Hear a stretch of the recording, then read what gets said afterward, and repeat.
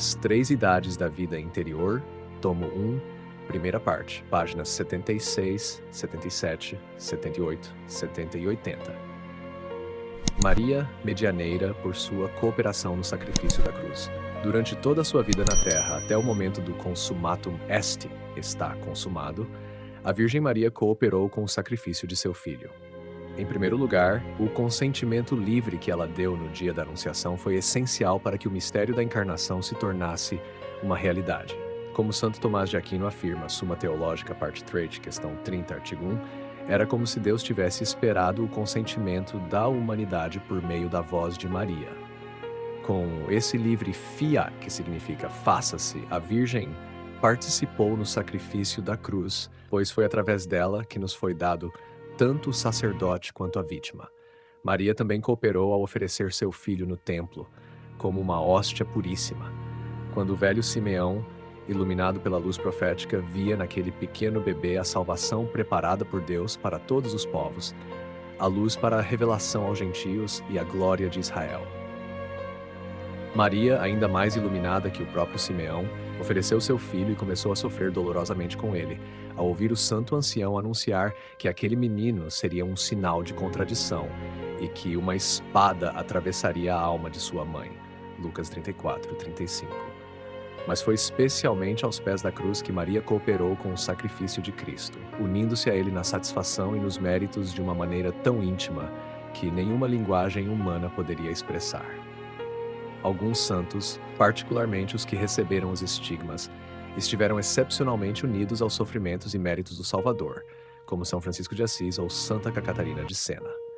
No entanto, isso foi muito pouco em comparação com a união da Virgem Maria com o sacrifício de seu filho. Notas explicativas. 1. Consummatum est, expressão em latim que significa está consumado. São as últimas palavras de Cristo na cruz, conforme relatado no Evangelho de João. 2. Fiat, do latim faça-se, refere-se à resposta de Maria ao anjo Gabriel na Anunciação, quando ela disse, faça-se em mim segundo a tua palavra. Representa seu consentimento ao plano divino. 3. Simeão, personagem do Evangelho de Lucas, que, segundo a narrativa, foi inspirado pelo Espírito Santo a reconhecer no menino Jesus o Messias prometido. 4. Sinal de contradição, termo usado por Simeão para se referir a Jesus, prevendo que ele seria rejeitado por muitos, mas também que provocaria uma profunda divisão entre as pessoas. 5. Estigmas, marcas corporais que aparecem em algumas pessoas, reproduzindo as feridas de Cristo na crucificação. São Francisco de Assis e Santa Catarina de Sena são alguns dos santos mais conhecidos que receberam esses sinais. Como Maria ofereceu seu filho? Maria o ofereceu da mesma forma que seu filho se ofereceu.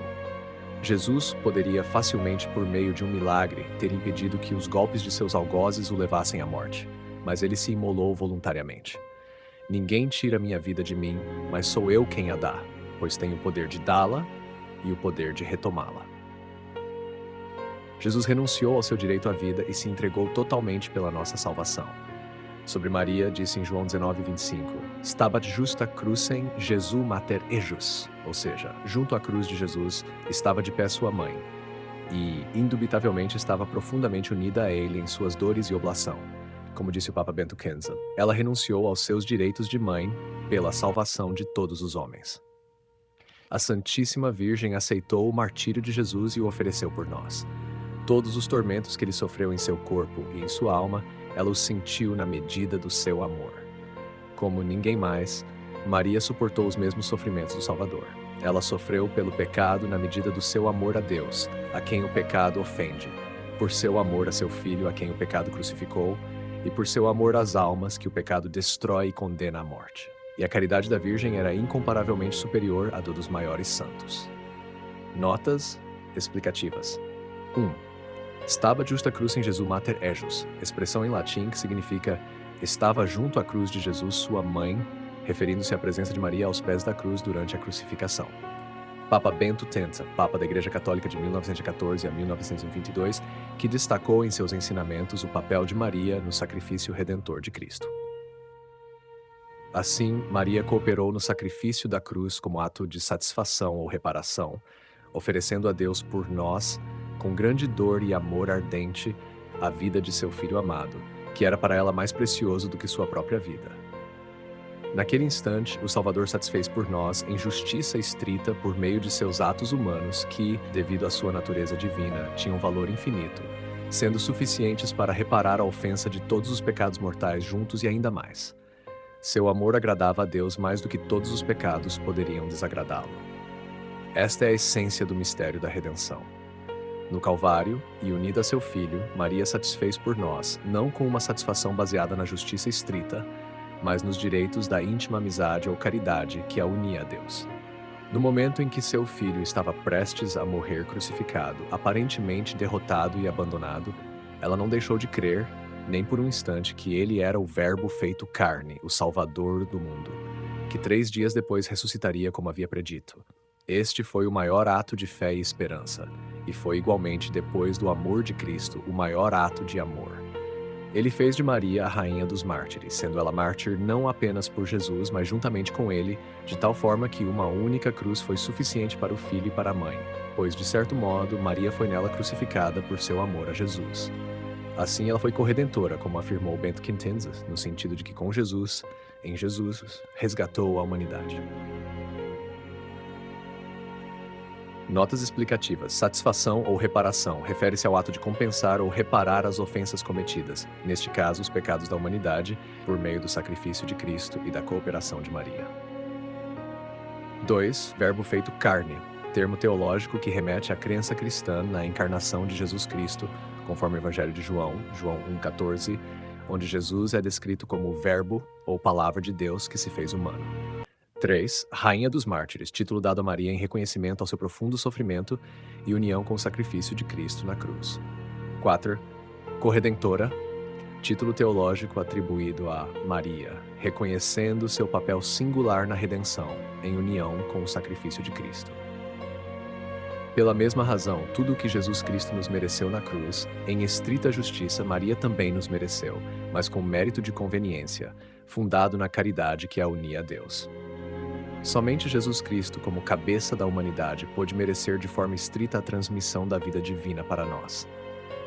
Contudo, o Papa São Pio X confirmou a doutrina dos teólogos ao escrever: Maria, unida a Cristo na obra da redenção, nos mereceu de congruo, com mérito de conveniência, o que Jesus Cristo nos mereceu de condigno, com mérito estrito. O primeiro fundamento tradicional dessa doutrina comum, ensinada pelos teólogos e sancionada pelos soberanos pontífices, é que Maria, em toda a tradição grega e latina, é chamada a nova Eva, mãe de todos os homens para a vida da alma.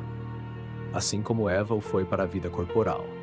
E a mãe espiritual dos homens deve, portanto, dar-lhes essa vida espiritual, não como causa física principal, que é Deus apenas, mas moralmente, por mérito de conveniência, já que o outro mérito pertence a Jesus Cristo. Notas explicativas. 1.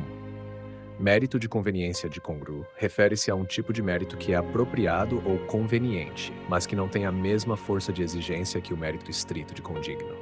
A Maria, por sua caridade e união com Cristo, mereceu de maneira congruente o que Cristo mereceu de forma estrita para a salvação da humanidade. 2. Mérito de justiça. De condigno. Diferente do mérito de conveniência, o mérito de condigno é o que é merecido por justiça estrita. Jesus, como Redentor e cabeça da humanidade, mereceu a salvação da humanidade de forma estrita e justa. 3. Nova Eva. Na teologia cristã, Maria é frequentemente comparada à Eva do Gênesis. Enquanto Eva foi a mãe de todos os seres humanos na ordem natural, Maria é considerada a nova Eva, mãe espiritual de todos os crentes, trazendo a vida espiritual através de sua cooperação no plano redentor de Cristo. 4. São Pio X, Papa da Igreja Católica de 1903 a 1914, que promoveu a devoção a Maria e reafirmou muitas doutrinas marianas, incluindo o papel de Maria na redenção.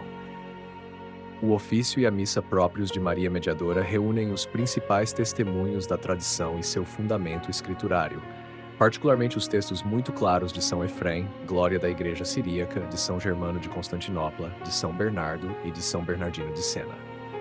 Mesmo nos séculos II e III, São Justino, São Irineu e Tertuliano insistiam no paralelo entre Eva e Maria, e ensinavam que, enquanto a primeira contribuiu para a nossa queda, a segunda colaborou para a nossa redenção. Esses ensinamentos da tradição se baseiam em parte nas palavras de Jesus narradas no Evangelho da Missa de Maria Mediadora. O Salvador estava prestes a expirar, e vendo sua mãe e ao seu lado o discípulo que amava, disse à sua mãe: Mulher, eis o teu filho. Depois disse ao discípulo: Eis a tua mãe. E, a partir daquela hora, o discípulo a recebeu como mãe. João 19, 27. O sentido literal dessas palavras, eis o teu filho, refere-se a São João, mas para Deus os acontecimentos e as pessoas significam várias coisas. Neste contexto, São João simboliza espiritualmente todos os homens resgatados pelo sacrifício da cruz. Deus e seu Cristo falam não apenas pelas palavras que usam, mas também através dos eventos e das pessoas que estão envolvidos, e, por meio deles, transmitem o que desejam dentro dos planos da providência. No momento de sua morte, ao se dirigir a Maria e a João, Jesus viu neste último a personificação de todos aqueles por quem ele derramou seu sangue. E como essas palavras criaram, por assim dizer, uma profunda afeição maternal em Maria, que envolveu incessantemente a alma do discípulo amado, esse afeto sobrenatural se estendeu a todos nós, tornando Maria verdadeiramente a mãe espiritual de toda a humanidade. Notas explicativas. Maria Mediadora refere-se ao papel de Maria como intercessora entre Deus e a humanidade, mediando as graças e bênçãos divinas. Assim se expressam o abade Ruperto no século VIII, depois São Bernardino de Sena, Bossuet, o beato Grignon de Montfort e muitos outros. Eles seguem o que a tradição nos ensina sobre a nova Eva, mãe espiritual de todos os homens. Se estudarmos teologicamente os requisitos para o mérito de conveniência, ou seja, o mérito que não é baseado na justiça estrita, mas na caridade ou amizade sobrenatural que nos une a Deus, não encontraremos ninguém que o realize melhor do que Maria. Se, de fato, uma boa mãe cristã, por sua virtude, adquire méritos para seus filhos, quanto mais Maria, incomparavelmente mais unida a Deus pela plenitude da caridade, poderá merecer em favor dos homens. Essa é a mediação ascendente de Maria, na medida em que, junto com Nosso Senhor, ofereceu o sacrifício da cruz em nosso favor, realizando uma obra de reparação e merecendo por nós. Consideremos agora a mediação descendente, pela qual ela distribui os dons de Deus Nosso Senhor. Maria nos obtém e distribui todas as graças. Esta é uma doutrina certa, conforme o que acabamos de dizer sobre a mãe de todos os homens. Como mãe, ela se interessa pela salvação de todos, reza por eles e lhes obtém as graças que recebem. No hino Ave Maristela canta-se: Solve vincula reis, profer lumen cessis, mala nostra pelle, bona cuncta posce. Liberta os presos de suas correntes, dá luz aos cegos, afasta de nós o mal, obtém-nos todo o bem. Leão Tertz, em uma encíclica sobre o Rosário, afirma: Por expressa vontade de Deus, nenhum bem nos é concedido sem que passe por Maria. Assim como ninguém pode chegar ao Pai senão pelo Filho, da mesma forma, ninguém pode geralmente chegar a Jesus senão por Maria. A Igreja, de fato, se dirige a Maria para obter todo tipo de graças, tanto temporais quanto espirituais. Entre estas estão desde a graça da conversão até a perseverança final, sem excluir as necessárias às virgens para manter sua pureza, aos apóstolos para exercer seu apostolado e aos mártires para permanecerem firmes na fé. Por isso, nas ladainhas lauretanas, recitadas universalmente pela Igreja há muito tempo, Maria é chamada Saúde dos enfermos, Refúgio dos pecadores, Consoladora dos aflitos, Auxílio dos cristãos, Rainha dos apóstolos, dos mártires, dos confessores e das virgens. Sua mão é a dispensadora de todos os tipos de graças, e, em certo sentido, até mesmo dos sacramentos, porque ela nos obteve essas graças em união com nosso Senhor no Calvário e com sua oração também nos prepara para nos aproximarmos desses sacramentos e recebê-los de forma apropriada. Às vezes, ela até nos envia o sacerdote, sem o qual essa ajuda sacramental não seria concedida. Notas explicativas. 1. Hino Ave Maris Stella, um antigo hino em latim dedicado à Virgem Maria, pedindo sua intercessão e ajuda. 2. Papa Leão X, Papa de 1878 a 1903, conhecido por promover a devoção ao Rosário e reforçar a importância da intercessão de Maria. Ladainhas lauretanas, uma série de invocações a Maria que são rezadas na Igreja Católica desde a Idade Média, exaltando seus títulos e papéis intercessores. 4. Doutrina da mediação de Maria. A doutrina católica sustenta que Maria, por sua união única com Cristo e seu papel na redenção, é mediadora de todas as graças que os fiéis recebem, sempre em união com a obra de Cristo. Finalmente, não só cada tipo de graça nos é distribuída pelas mãos de Maria, mas cada graça em particular. Isso é o que a fé da Igreja declara nestas palavras da Ave Maria. Santa Maria, Mãe de Deus, rogai por nós, pecadores, agora e na hora de nossa morte. Amém. Esse agora é repetido a cada instante, na Igreja por milhares de fiéis que pedem, dessa maneira, a graça do momento presente. E essa é a mais específica de todas as graças, pois varia com cada um de nós e para cada um a cada minuto.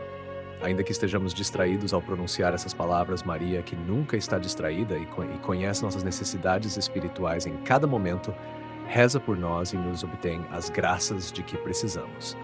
Esse ensinamento, contido na fé da Igreja e expressado pela oração coletiva, lex orandi, lex credendi, a lei da oração é a lei da fé, está fundamentado nas Escrituras e na tradição.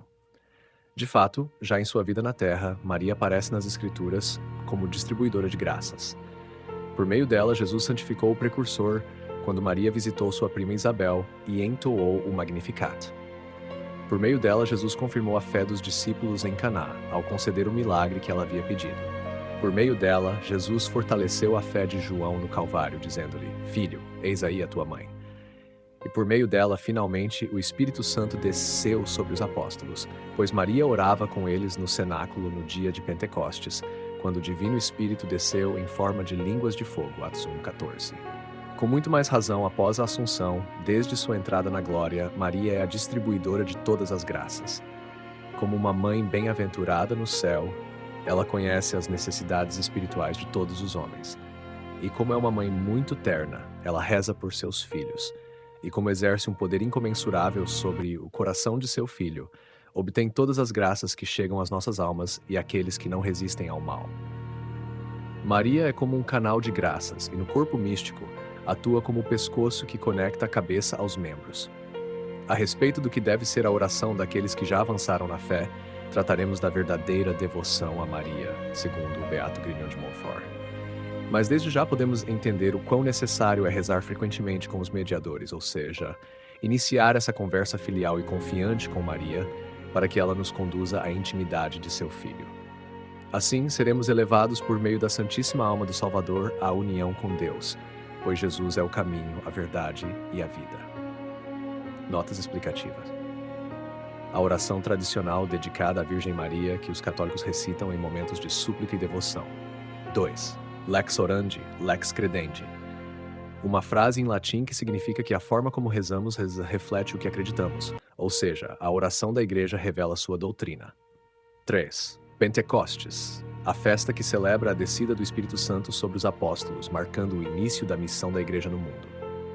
4. Beato Grignion de Montfort, referência a São Luís Maria Grignion de Montfort, um teólogo e missionário francês do século XVI, conhecido por sua devoção à Virgem Maria e por promover a consagração total a Jesus, por meio de Maria.